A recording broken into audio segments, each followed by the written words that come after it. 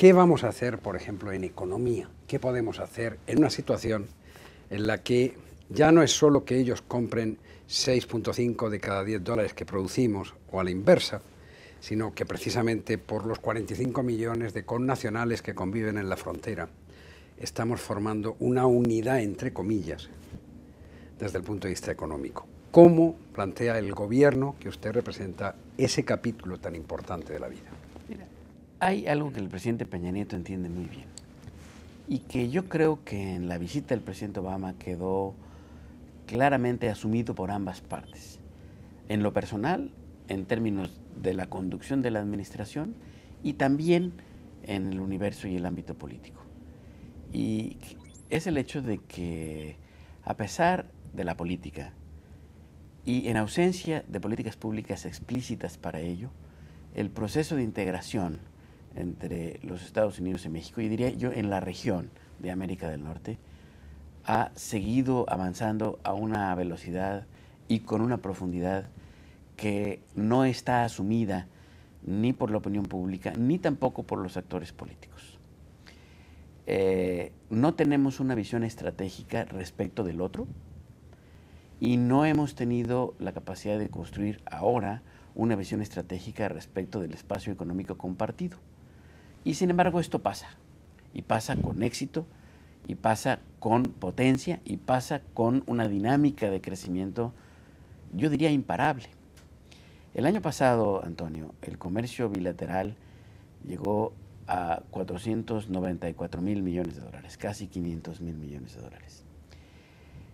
Pero esto, siendo una cifra enorme, apabullante, nosotros somos, digamos, para las exportaciones de los Estados Unidos al mundo, América del Norte es el 33%, México es el 14%, pero ha venido creciendo desde el inicio de vigencia del TLC, del NAFTA, desde hace 20 años, en una tasa compuesta del 10% anual, con bajas significativas a la mitad, porque en esta fiesta apareció un actor que no estaba invitado de origen, que se llama China, y que ahora las cosas, simplemente por la propia dinámica china, que es positiva, hacen que en términos de costos totales de producción volvamos a ser muy competitivos como región. Lo importante no es solo el tamaño del comercio, lo importante es cómo este comercio se integra.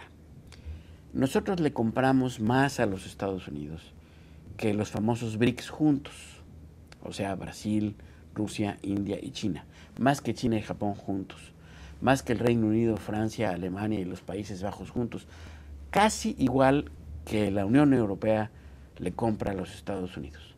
Y por consecuencia, hay muchos más empleos en los Estados Unidos, entre 6 y 7 millones de empleos, que dependen de la exportación a México.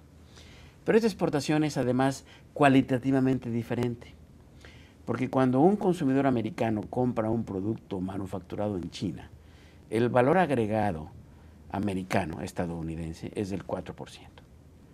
Cuando un consumidor estadounidense compra un producto manufacturado en Japón, en la Unión Europea o en el Brasil, este valor agregado es de 3%.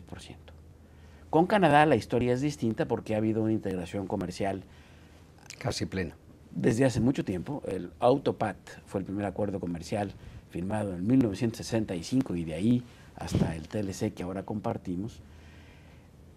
Un producto canadiense que se vende en los Estados Unidos tiene 25% de contenido estadounidense. Un producto mexicano de manufactura que se comercializa en los Estados Unidos tiene 40% de contenido estadounidense. Esto quiere decir que cuando México exporta a los Estados Unidos, pero cuando exporta a terceros países, estamos compitiendo juntos.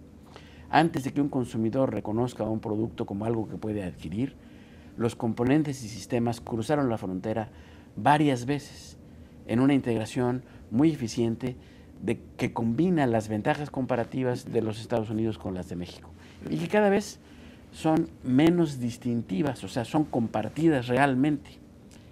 Y entonces construimos una capacidad de competitividad conjunta. Esto, insisto, no se hizo porque hubiera una declaración política, salvo la del TLC, la del NAFTA de origen, o porque hubiera políticas públicas explícitamente dirigidas a encontrar esta dinámica. sino que el espacio y el acuerdo del TLC permitió construir esta realidad. ¿Qué pasaría? ¿Qué potencia podemos construir si nos abocamos a mirar a esto con detalle, de una manera explícita y de una manera políticamente comprometida por parte de los dos gobiernos? Yo creo que es extraordinariamente potente y, diría yo, infinito lo que podemos lograr. En la vida de las personas y los países pasa lo mismo. Al final los países siempre están compuestos por personas. Muchas veces uno tiene el mejor momento, el mayor potencial, solo que no se lo cree, o no lo nota, o no lo sabe. Y hay otras veces en los que uno tiene que vivir con remains of the day, con lo que queda, ¿no? En este momento es fácilmente apreciable varios elementos del cambio cualitativo de la situación. Si antes Estados Unidos se caracterizaba por una política de no tener amigos, sino intereses, el interés hacia los amigos, y ahora mismo la relación bilateral está basada en hechos tozudos que claramente benefician a México. Uno, el equilibrio político interno de este país pasa por la estimulación del voto latino.